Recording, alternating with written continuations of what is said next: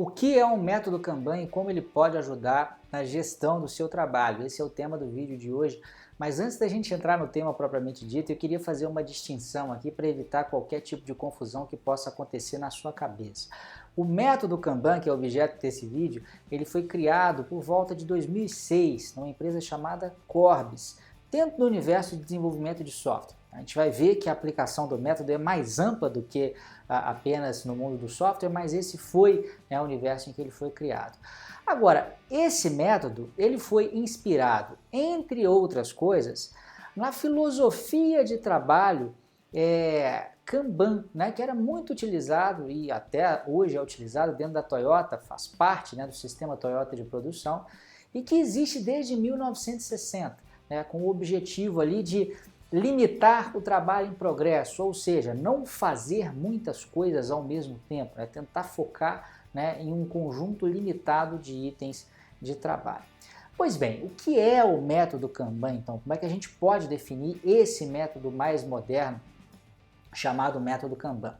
E a definição é a seguinte: Kanban é um método para definir, gerenciar e melhorar serviços que fornecem trabalho do conhecimento.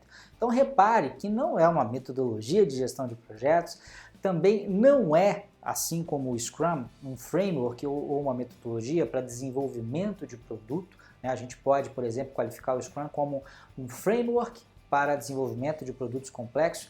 O Kanban ele é mais abrangente, ele se aplica a uma gama maior de problemas.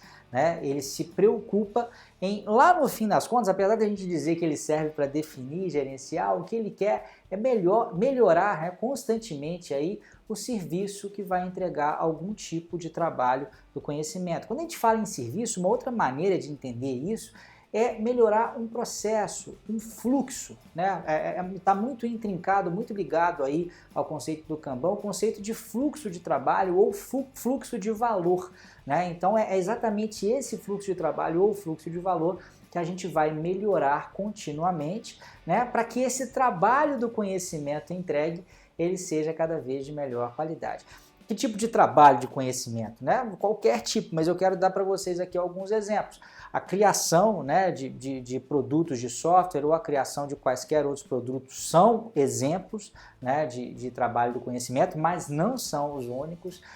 Serviços prestados, por exemplo, por uma expressão chamada Professional Services, muito utilizada nos Estados Unidos, que normalmente a gente pode dizer que são os profissionais autônomos, serviços de arquitetos, serviços de advogados, serviços de profissionais aí da área de contabilidade, por exemplo, também estão dentro aí dessa definição.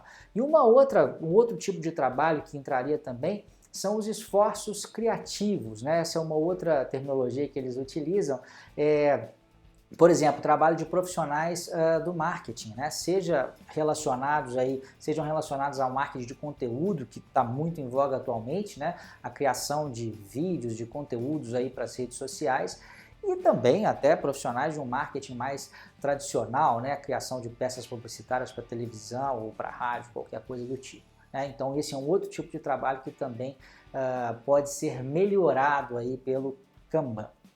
Agora, como que o Kanban faz isso? Como que ele faz para melhorar esses serviços, esses fluxos, esses processos? Na verdade, ele lança mão de algumas práticas, não muitas, porque o Kanban não é muito prescritivo, Ele tem um número de regras ou de práticas bastante reduzido se comparado, por exemplo, com outros métodos ou frameworks como o Scrum, por exemplo. O Scrum tem muito mais regrinhas a serem seguidas do que o Kanban. Mas eu queria, dessas práticas que normalmente são utilizadas dentro do Kanban, listar aqui para vocês e mostrar o funcionamento de duas mais especificamente, que são as duas primeiras citadas, eu diria que são aquelas fundamentais, E essas práticas são visualizar o trabalho, um trabalho que normalmente ele é um tanto quanto intangível, porque a gente está lidando com o trabalho do conhecimento, então visualizar, ter clareza de como é que a gente divide esse trabalho e enxergar como é que esse trabalho evolui ao longo do tempo, essa é uma prática importante. E a outra prática, limitar o trabalho em progresso, ou seja, limitar a quantidade de itens que estão sendo trabalhados ao mesmo tempo, para aumentar o foco e aumentar a colaboração da equipe. O jeito mais fácil de vocês entenderem essas duas práticas é eu mostrando um exemplo concreto, e é isso que eu vou fazer agora. Vamos a um exemplo então de desenvolvimento de software, né, um serviço de desenvolvimento de software, para a gente ilustrar a utilização daquelas duas práticas, né, de visualizar o trabalho e limitar o trabalho em progresso. A visualização do trabalho se dá por meio de um quadro Kanban, que está em inglês, né, Kanban Board. E nesse quadro, o que a gente faz? A gente define as diversas etapas pelas quais um determinado item sendo trabalhado passa. Né? Então, dentro do desenvolvimento de software, a gente pode enxergar cada um desses post-its aqui como sendo uma funcionalidade sendo construída.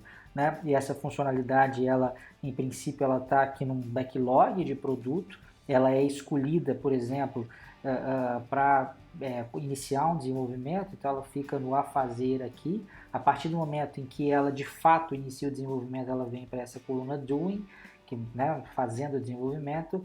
Finalizado o desenvolvimento, ela fica aqui em done, quer dizer, o desenvolvimento foi feito e ela está pronta para começar a testar. Aqui no teste, né, tem o testando e o testado.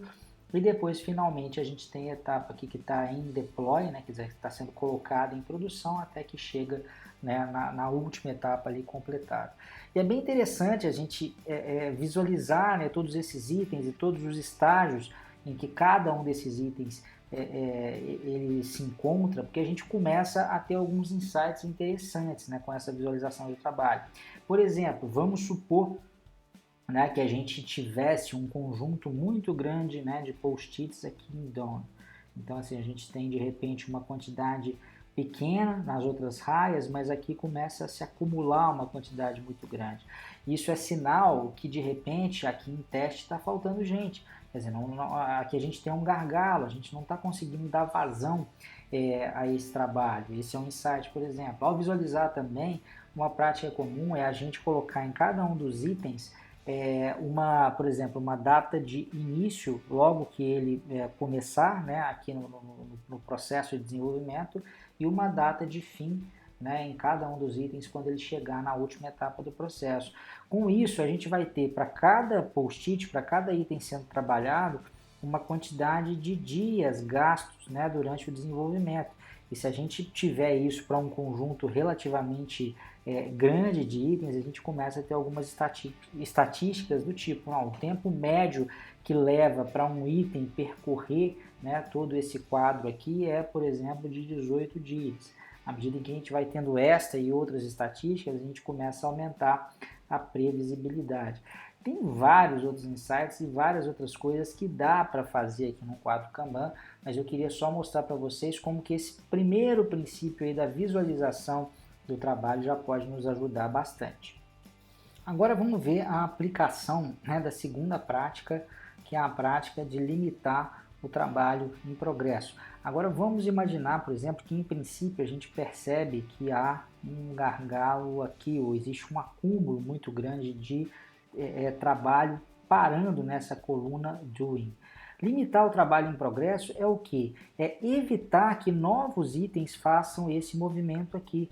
Ora, se eu já tenho 1, 2, 3, 4, 5, 6 elementos sendo produzidos em desenvolvimento, será que faz sentido eu puxar um sétimo?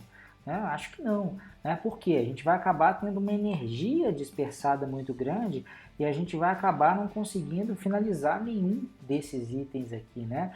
Inclusive existe um mantra muito interessante dentro do Kanban, que é pare de começar e comece a terminar. Né, dentro daquela métrica que eu comentei com vocês, né, de quanto tempo que demora para passar, né, por todo esse quadro aqui, se a gente começar a acumular um monte de coisas, cada um desses itens aqui, se o normal era, por exemplo, 18 dias, vai começar a demorar 30 dias, 40 dias, ao passo que se de repente eu limitar, né, a quantidade, vamos supor que eu diga, pode ter no máximo 3 itens, e justamente é isso que é definido por esse número aqui, é o limite do trabalho em progresso.